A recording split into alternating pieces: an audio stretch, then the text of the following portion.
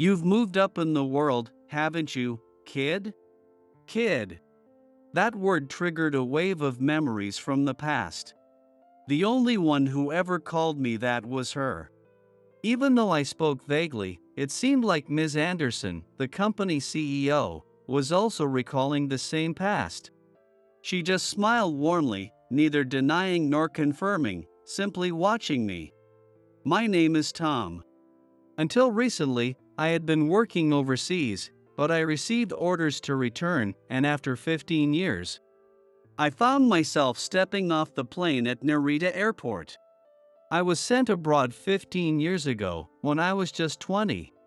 It's rare for someone in their early 20s to be assigned to work overseas. However, I was chosen for my potential, and for a while, I traveled through Europe, parts of Asia outside Japan, and even as far as Africa. Language barriers were a challenge, but living abroad naturally helped me pick up English. These days, I can speak English fluently, and I've even become somewhat proficient in Danish, the language of the country I spent the most time in. I've had a fulfilling life, no doubt, but because of my circumstances, unfortunately, I haven't had time for anyone special in my life. That said, I'm only 35, so I've still got plenty of time ahead of me. I was moved when I tasted Japanese ramen noodles for the first time in years. I grew up in a foster home, and I was eager to be independent, so I left to join the workforce as soon as I graduated from middle school. Nowadays, most kids who grew up in the system have at least a high school diploma, but I had a reason for not following that path. Sometimes, people would donate instant noodles to the foster home, and I remember the younger kids, like my little brothers and sisters, eating them while saying, "I wonder if it tastes even better at a restaurant." Instant noodles were good enough, but everyone always dreamed of trying ramen noodles at a famous restaurant at least once. I wanted to fill my younger siblings' bellies with delicious ramen noodles until they couldn't eat another bite. It was that simple desire that pushed me into the workforce. As it turned out, I've become successful, and I've heard that thanks to my donations. The kids at the foster home now occasionally get to go out to eat. That makes me happy. That's why even a bowl of ramen noodles feels like a masterpiece to me now. Anyway, back to the story. After finishing lunch, I stopped by the main office at the headquarters in Japan. From now on, I'll be back in the field, working alongside the people here at headquarters. So, of course, it was important to introduce myself. As expected, after 15 years, almost everyone I knew had moved on. Some were still around, but they were now in higher positions and busier than ever, and the manager who had mentored me had retired. I'd heard about it in emails, but it still hurt not being able to say goodbye in person. The former department head, David, was the one who gave me a chance, even though I was just a kid with no high school diploma. After retiring, he and his wife had moved to Australia to enjoy their golden years. The man who replaced him, and who now stood before me, was a guy named Steve. He was about 6 feet tall, and from what I'd heard, he practiced judo and even had a black belt. That explained why, in his 50s, he still had such a strong, solid build. Steve looked down at me and let out a snicker. "So you're Tom, the guy who's coming back from overseas to join next week?" I joined as David's replacement. But I've got way more experience as a professional than you. Especially since someone like you, with no high school diploma, doesn't have the right to oppose a well-educated guy like me. I expect nothing but yes from you. Got it? His intimidating tone made me shrink back. I still wasn't used to it. When I was abroad, especially in Western countries, people valued skills over age or education. Once they realized I had qualifications and could contribute good ideas, people treated me warmly. Maybe I'd gotten too comfortable with that environment. Now, Here I was, face to face with a boss who used education to intimidate others, and my body tensed up. But going against Steve wouldn't do me any good. So, I just smiled and played along. Yes, I'm looking forward to working with you. There's still a lot for me to learn, so I appreciate your guidance and support. When I said that, Steve gave a smug grin, satisfied. To clarify, I'd been assigned to the sales department. Originally, I was supposed to be placed in a different division, but due to staffing needs, I was asked to help out in sales for the time being. I had no problems doing sales work since I had experience overseas, but the reality turned out to be far different from what I had imagined. Most of my tasks involved keeping Steve in a good mood and carrying his bags. He hated doing sales to new clients. His reasoning was that it didn't always lead to profits. If we secured a deal, that was fine, but if not, it would just be a waste of time. Steve despised that risk and insisted on sticking to existing client relationships rather than pursuing new business. He left the hard work of finding new clients to the younger and mid-level employees in their 20s and 30s, but if they managed to secure a deal, he would take the credit. And when that happened, he always said the same thing. Since I'm the one who told you to go there, it's basically my accomplishment. But since you're the ones who had the conversation, you can handle the contract. Just remember, failure is not an option. Because of this, the younger employees had been completely drained by Steve's selfish behavior, and lately, they all had a lifeless look in their eyes. As a result, new client outreach wasn't progressing, and Steve, clearly frustrated, began taking it out on the employees. In other words, a vicious cycle had developed. Realizing this was going nowhere, I dragged a reluctant Steve along to a new client meeting. Sure, Steve might have more professional experience than me, but I've been with this company for 20 years. If I didn't speak up, the younger employees would never say a word. Even the employees in their 40s were too busy trying to keep Steve happy, so it fell to me to do something. At first, Steve looked annoyed, but as soon as he met the company's CEO, his attitude changed completely. Her name was Samantha Anderson. At just 42, she was the beautiful CEO of a company with nearly 100 employees. And, on top of that, she was single. Steve was instantly in a great mood. Well, Ms. Anderson, you're absolutely stunning. There's something about a career-driven woman that just makes her all the more beautiful. That was Steve's line now, but inside the office, it was a completely different story. Hey, you. That woman's going on maternity leave soon, so you'll be handling her work, obviously, right?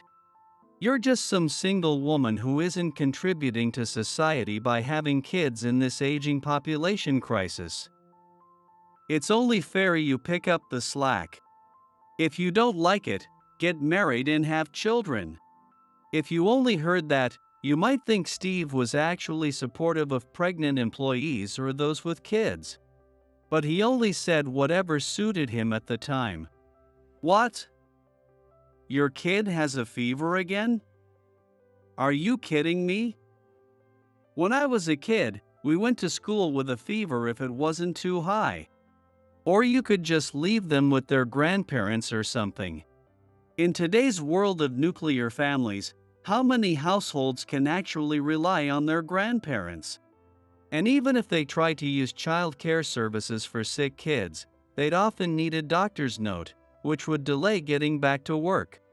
Steve only ever said what was convenient for him, and if someone rubbed him the wrong way, it didn't matter if they were young or old, man or woman.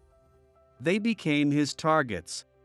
Naturally, people like me, with just a middle school or high school education, were obvious targets. But even employees from smaller private universities got the same treatment. Steve's arrogance grew worse by the day, and everyone was completely exhausted. Knowing his true nature, it was easy to see that Steve's smile toward Ms. Anderson was purely driven by ulterior motives. Meanwhile, Ms. Anderson observed us with a cool, composed look. When her eyes turned toward me, our gazes locked in an instant.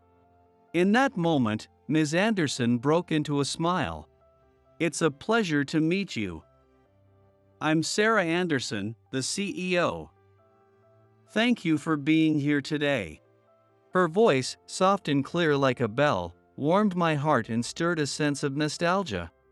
Maybe it reminded me of the older siblings and staff from the foster home who had cared for me. While I was lost in thought, Steve cut in. "Oh, I apologize for dragging along the bag carrier. Feel free to ignore him. Today, it's just me you'll be dealing with." I couldn't believe my ears. Sure, Steve often referred to employees he didn't like as bag carriers. But to say that in front of a client and his CEO no less? As the head of the sales department, that was beyond unprofessional. If we could secure a contract with Ms. Anderson's company, it would surely boost our sales. That's why I didn't want to mess this up.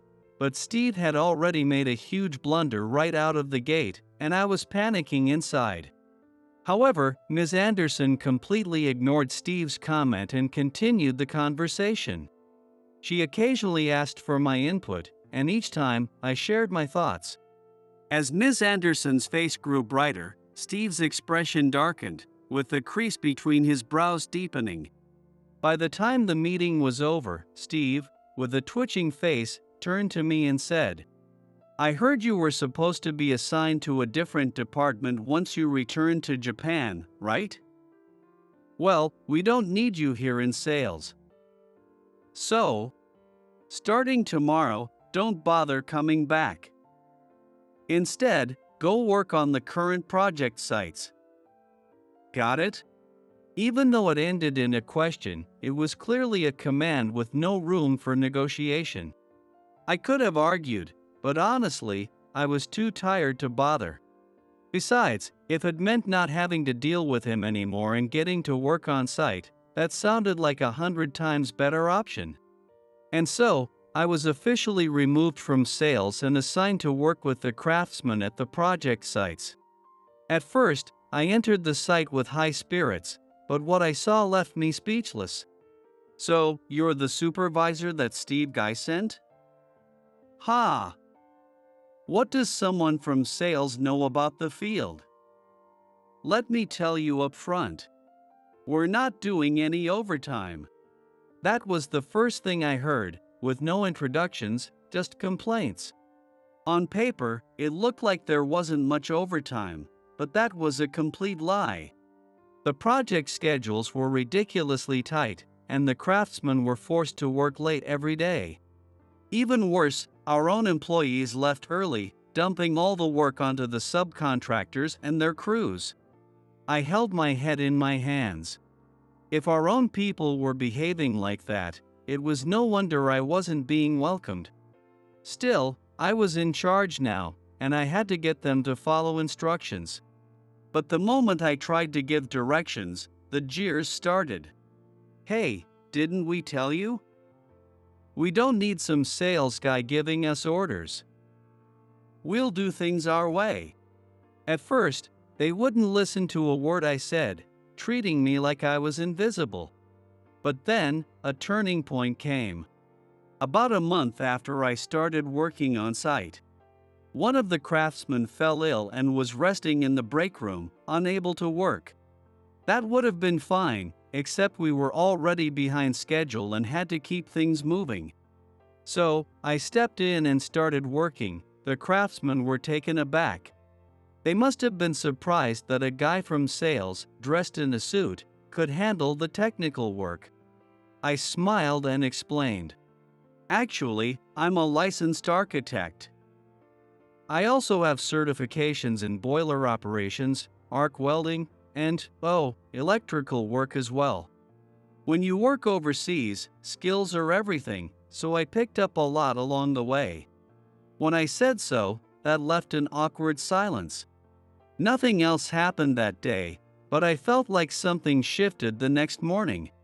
When I stood in front of the group for the daily briefing, I noticed something new, a few quiet responses to my greeting. I was momentarily surprised, my eyes widening, but I cleared my throat and announced the day's schedule. And then, wouldn't you know it? The craftsmen, who had always acted on their own judgment, actually followed my instructions that day. I wasn't sure what had changed, but soon after, the same worker who had initially given me a hard time came over and spoke. "Guess you really know what you're doing, huh? I had a hunch. Ever since you came around, overtime has gone way down, and even your employees, though they're not happy about it, are staying late to help. Anyway, sorry for treating you with such bias." He was an experienced craftsman who had started his own company at a young age and worked solo. He had a lot of respect among the crew, so when he acknowledged me, the other craftsmen started to follow suit. It was a strange but satisfying feeling. 3 months later, I could clearly see the changes happening around me. The craftsmen, who used to complain endlessly, now worked quietly without grumbling. What's more, where everyone had been forced to work overtime before, now only a few people stayed late, and that was enough. And those who stayed were happy to do so because they were either paid by the hour or wanted the extra overtime pay. It was a win-win situation, and complaints had almost completely disappeared. Then one day, the youngest worker, who had always avoided me, silently handed me something. "Here.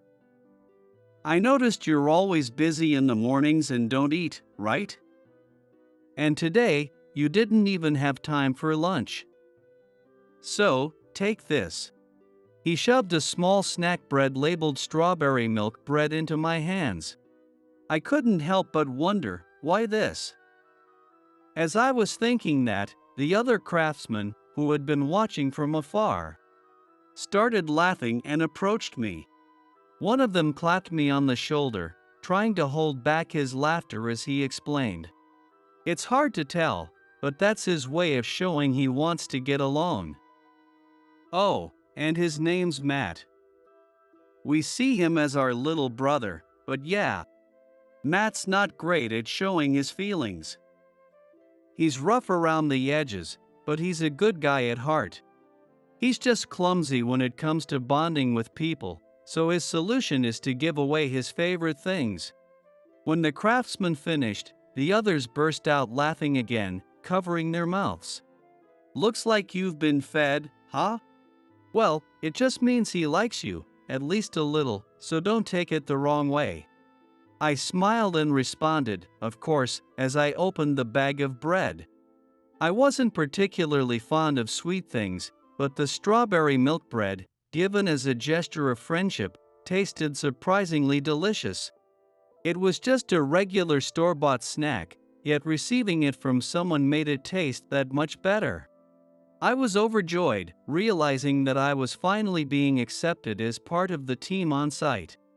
One day, on my day off, I was taking a group of kids from the foster home to the park as I usually did. Without a family of my own, this had become my routine on weekends. The kids were attached to me, and I cared for them as if they were my own sons and daughters. On the way, I unexpectedly ran into Matt. "Oh, good morning. Are you heading out somewhere?" When I asked, he replied, "Just tagging along." As always, his words were minimal. I didn't fully understand, but from his brief answer, I gathered that he was accompanying someone on an errand. I didn't have time to press for more details as the kids were urging me to get to the park, so I gave Matt a quick nod and went on my way. About 6 months had passed since I started working on site. That's when I got summoned by Steve. The project was relatively stable, so I figured the site could manage without me for a day. With that in mind, I headed to the main office instead of the site. When I arrived, Steve was lounging in his chair at the department head's desk, radiating frustration as he glared at me. I wondered what he wanted, and as usual, he started by belittling me. Sending you to the on-site was a mistake. I figured the guys there would put a cocky rookie like you in your place. But things turned out the opposite way. You look more alive now than you ever did here. What he really wanted to say was clear: he wasn't happy. He had tried to use the site as a form of punishment, pushing me out of sales to torment me. But now that I had gotten along with the craftsmen and treated them the same as our employees, who had been in their comfort zone, while working equally with both, his plan had backfired. With a sigh deeper than any ocean, Steve finally got to the point. Anyway, enough about that. We're going to meet with Ms. Anderson for a discussion, so you're coming along. I had no idea what he was talking about. Apparently, Ms. Anderson had requested that I join the meeting.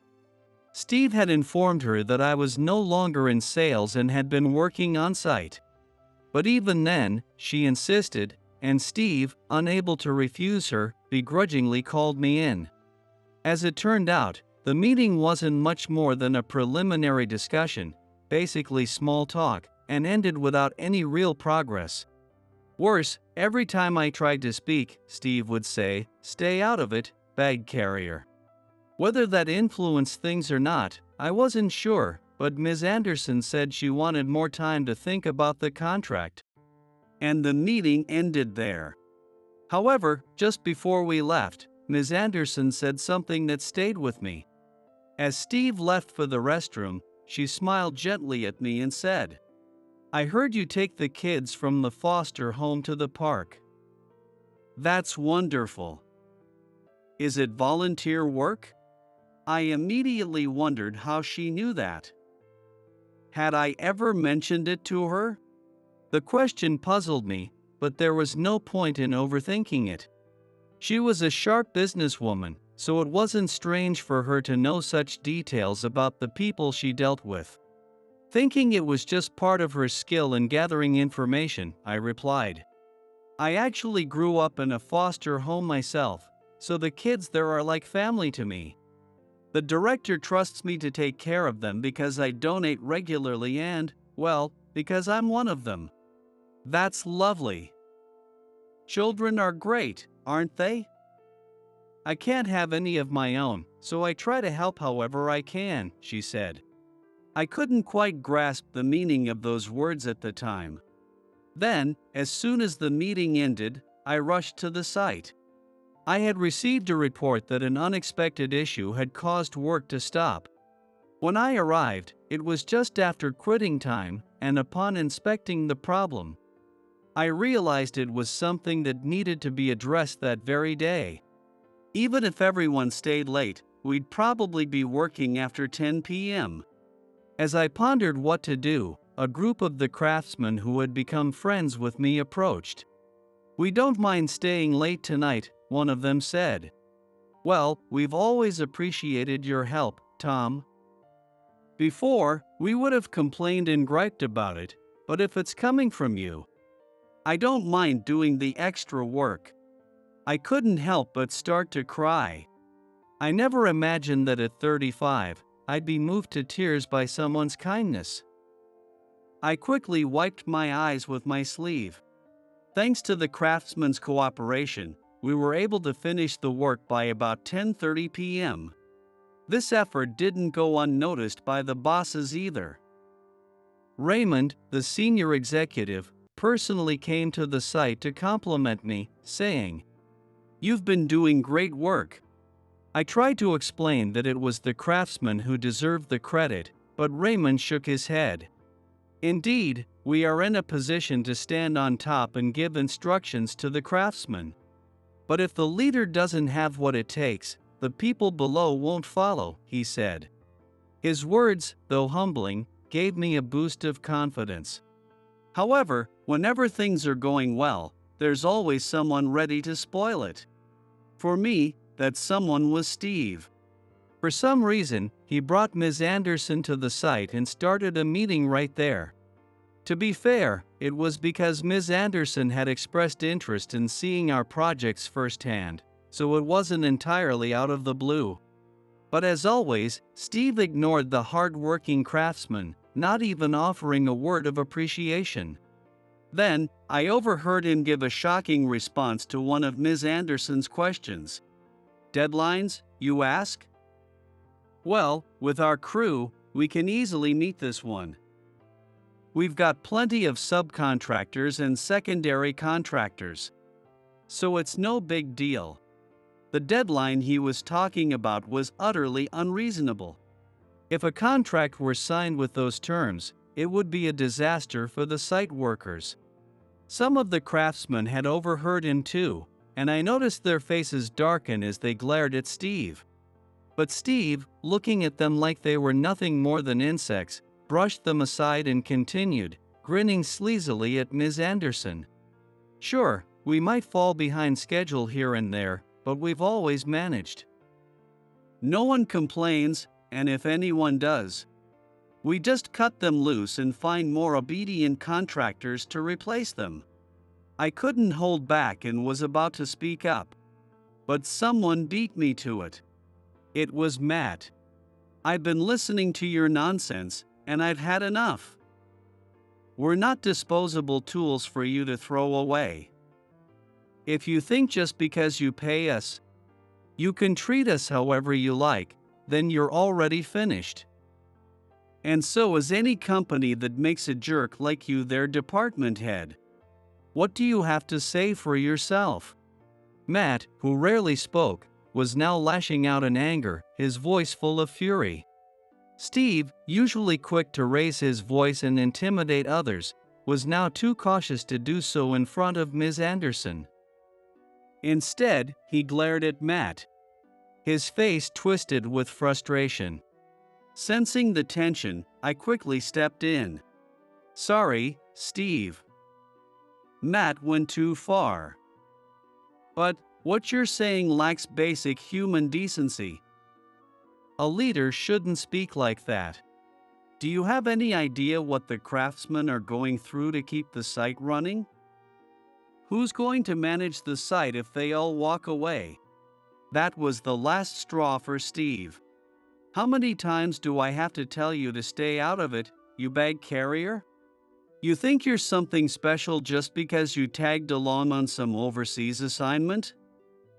You're nothing but a—" But Steve froze, unable to finish his sentence. "Enough. Be quiet, please," came a cold voice. It was Ms. Anderson, her gaze sharp and her presence commanding. "From the moment I first met you, I wondered why do you treat your subordinates with such disregard? They are not your pawns, nor are they there for you to vent your frustrations. I have no interest in doing business with a company that allows someone like you to be in charge." Steve stood there, dumbfounded, his eyes darting around in panic. All the effort that had been put into securing this deal was falling apart, and if it went back to square one, he wouldn't escape the boss's wrath. Then Ms. Anderson let out a small sigh and turned to me. "However, under certain conditions, I might still consider the contract." "I never even received a business card from you, did I? Please give me yours." Nervously, I pulled out my business card holder and handed her a card. Feeling it wasn't enough, I formally introduced myself again. "My name is Tom. While I'm technically part of the sales department, I believe my true strength lies in on-site work. During my time abroad, especially in Northern Europe and Denmark, which are well known for their architectural design, I gained valuable experience. Along the way, I earned my architect's license, as well as several other technical certifications." Ms. Anderson alternated between looking at my card and my face for a few seconds, then smiled slyly. "You've grown, haven't you, kid?" Hearing those words stirred memories from my past. The only person who ever called me that was her. Though my words were vague, it seemed Ms. Anderson and I were thinking of the same past. She simply smiled warmly, saying nothing more, just looking at me. I've already shared that the reason I started working after middle school was to treat my younger brothers to good food. But there was a completely different reason I ended up in this industry. It was a chilly winter when I was 15. In the early hours of the morning, I was awakened by the piercing sound of sirens. My younger brothers, who were sleeping nearby, woke up rubbing their eyes, so I reassured them it was nothing and put them back to bed. Even though the sun had yet to rise, the eastern sky was glowing red. I didn't learn that it had been a fire until a few days later. It was caused by a careless smoker who had been out drinking late into the night. A house a little ways away had burned down completely. Fortunately, there were no injuries.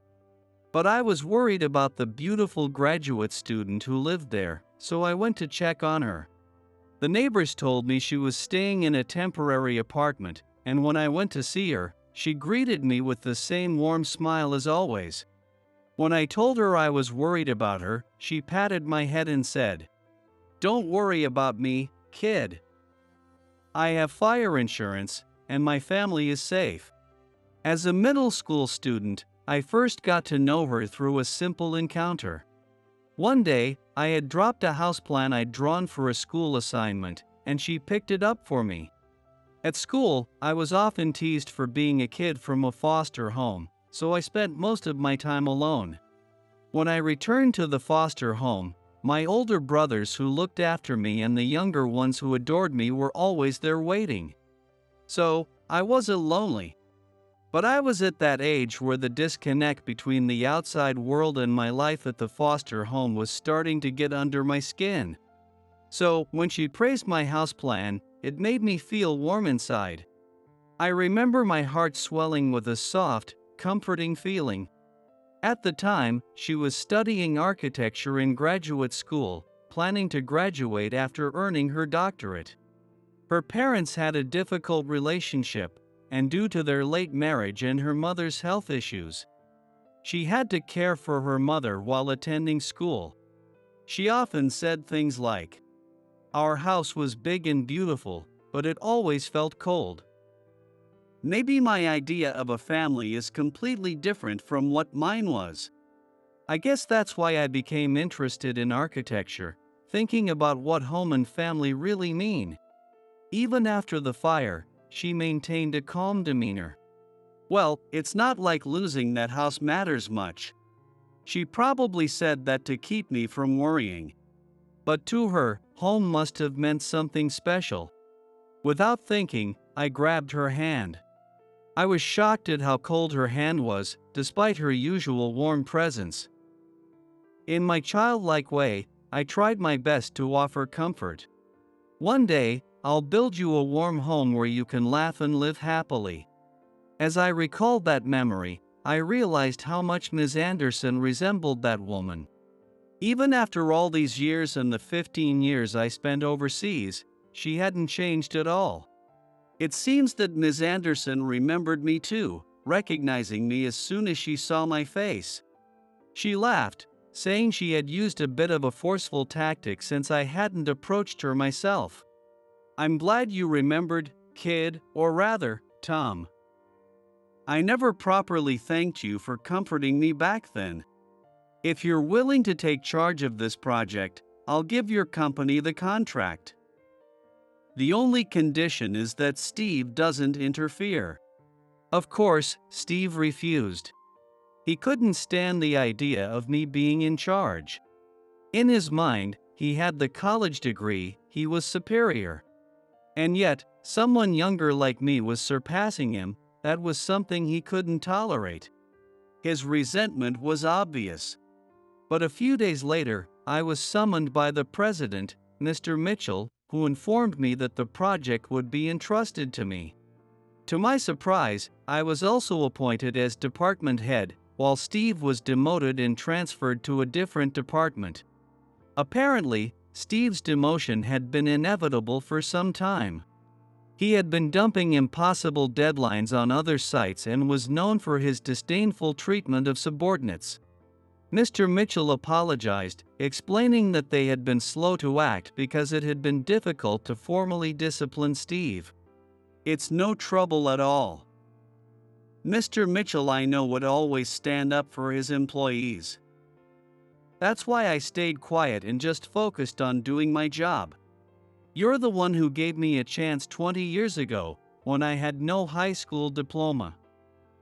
Everyone knows you care about your employees, and that's why they've followed you without question. I know that better than anyone." Dad. Back then, the company had only about 5 employees. Over the next 20 years, Mr. Mitchell grew the company into what it is today, and he's always been an extraordinary figure to me. But no matter how much time passed, his philosophy remained the same. Employees are the company's greatest asset and treasure. I'd been with this company since it was small, and had Steve known that, maybe he wouldn't have acted the way he did.